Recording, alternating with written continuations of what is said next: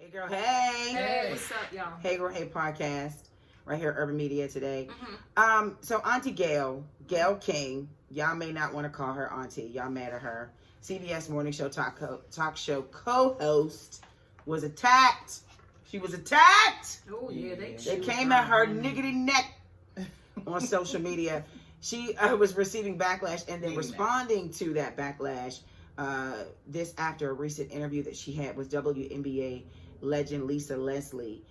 They were talking about Lisa Leslie's friendship with Kobe Bryant, now deceased NBA legend Kobe Bryant. So CBS, according to Gayle, released a clip of the interview that only focused on Gayle's question about a rape case that happened in the early 2000s.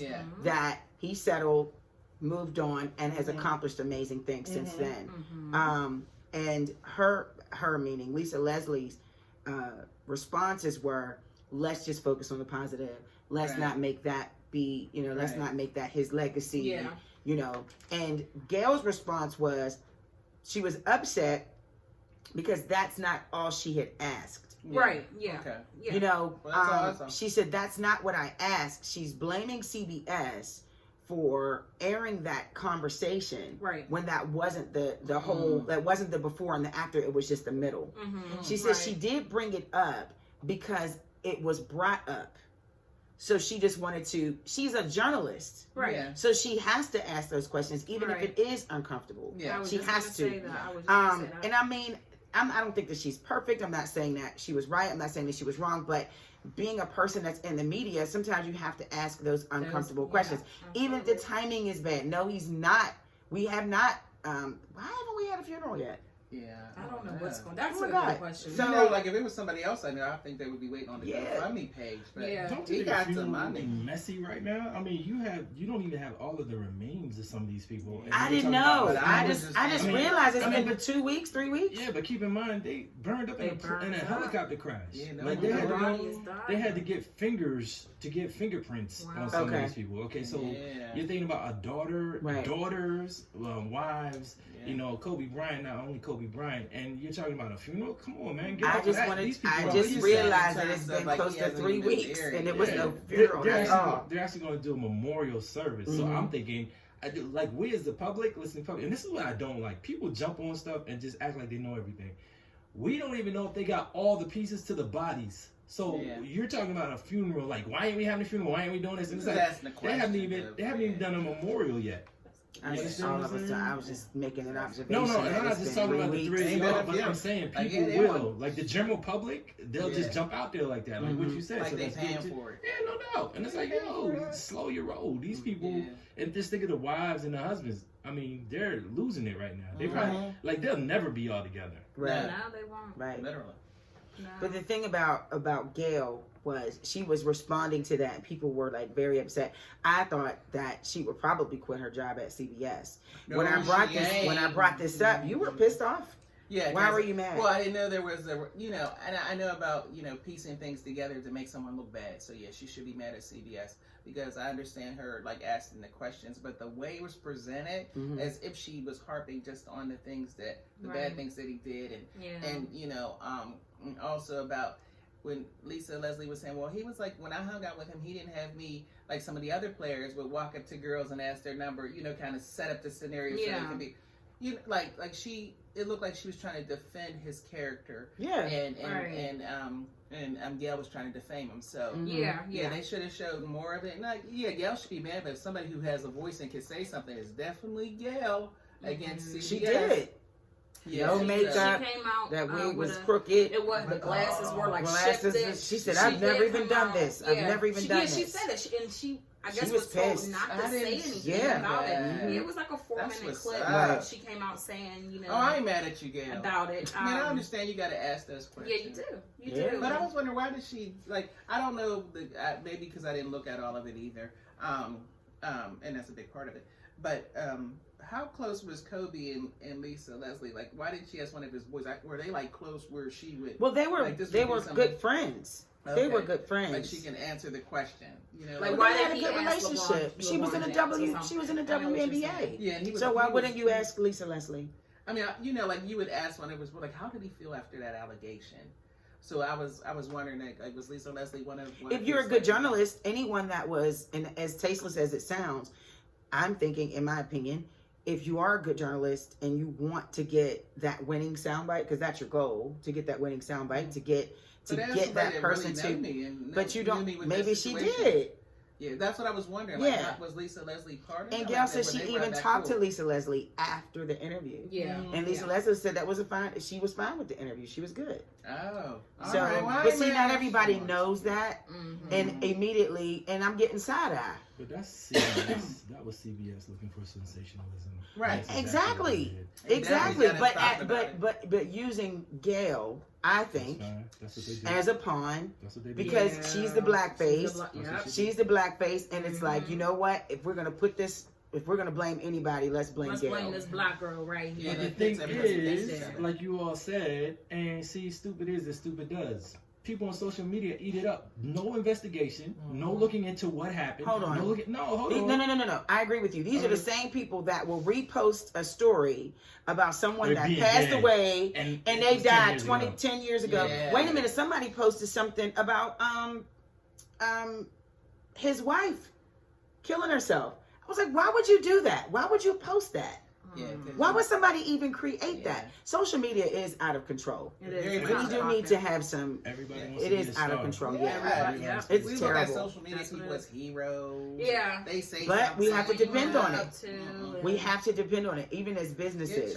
If you don't have a following, if you don't have good content, if you don't have a lot of shares, we look at that. And I've been passed up for jobs because I didn't have enough followers. Wow. No. Yeah. Wow. Well, shoot, I'm not gonna get a job. Yeah, have you noticed, like, on job applications, they ask you for what's like, your social links? Well, also to check your to see what your you're pages. Going to. Yeah, that's true. Yeah, but I don't know. Do you think? I haven't seen that.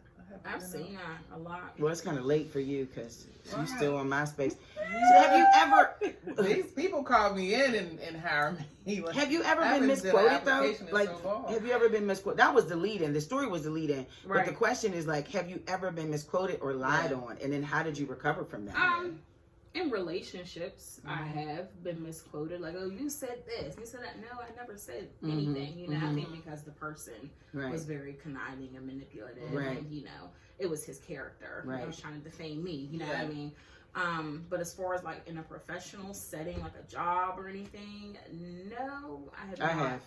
You have? Yeah. So that person said that I just came up with some type of whatever statement, and they didn't hear anything about it. And when it was brought back to my attention, I'm like, no, I did say that, and this person responded this way. I mean, what do I have to lose by saying this? So I said what I said. I can't give out, I can't say what I did say. But this person lied on me to save them. They lied. Of course. So, but then it makes people look bad. And it's like, how do you, because you lose trust, because now you're at a point like, who's lying now? So I've lost trust. And people go by this logic all the time. Yeah. They do. All the time. Unfortunately. Yeah. You say what? I've been misquoted even from this show. Like, I had somebody listen to the show. Oh, I was about to say, who misquoted you? From you guys. That's why I love I had somebody listen to the show, and they said to me, it sounded like you have something against white people. Ooh. And I was like, wow, that was real interesting. And it was on a particular comment when I said, I think sometimes it's okay. I think it's okay when we're all together. And then I made a comment too and said, you know how white people feel whenever they ask us questions and we get together because they think we are all together at a certain time. So they thought that was a racist comment. It was a joke, but I still feel that way. That, they ask us questions thinking that we all know what each other is thinking. Us being in the media, we have to be careful about the things that we say because it can be misconstrued, miscommunicated, misquoted. Like, I have to be careful because I represent a lot of things. And although I'm being my true self, people can use that against me. And I didn't think, like today, early this week I went on my live and I was talking about the crabs in the barrel. And I know we're getting off the subject of Gayle King, but just talking about being misquoted. I have a fear that someone's going to take what I said and twist it and turn it and make it like, oh, well, you're supposed to be a Christian, or you're supposed to be a member of this sorority, or you're supposed to be a mother. Why would you have that language? And it's like, no, but social media makes it so easy for people to comment. So easy to comment and twist your words. There are programs that edits that can take and chop up and paste different sections of your interview and or your face now, like everything. So you have to be really, really careful. I applaud Gayle, back to the subject. I applaud Gayle because she could have just not said anything. Right.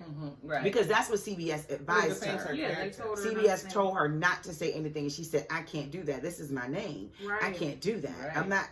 I like Kobe. She said, I was friends with Kobe. He was very nice to me, and we had a good rapport. So why would it would be in bad taste for me to put that legacy out there? She did. I think first thing she did when she woke up. I don't think she didn't have no makeup on. The wig was crooked. Her glasses was like this. She was like, her wig was on the other side. I need to come was like this. She was shaking the camera. Well, what I don't understand is comedian Lil Duval, of course, gotta be the funny man. He said he wants to trade Gayle King in for Tom Hanks' son at the racial draft.